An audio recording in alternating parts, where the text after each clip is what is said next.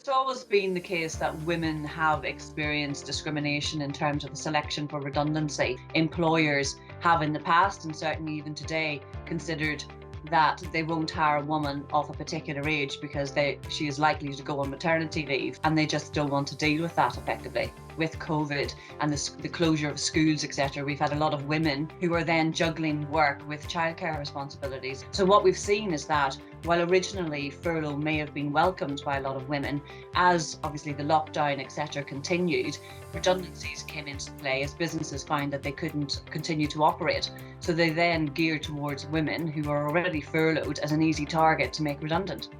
There's a strict process in place which has been legally binding for many decades in terms of how to roll out a fair redundancy practice. Employers are obliged to use objective criteria and follow a fair procedure. And selecting women purely because they're women or they've got childcare responsibilities is not a fair selection process.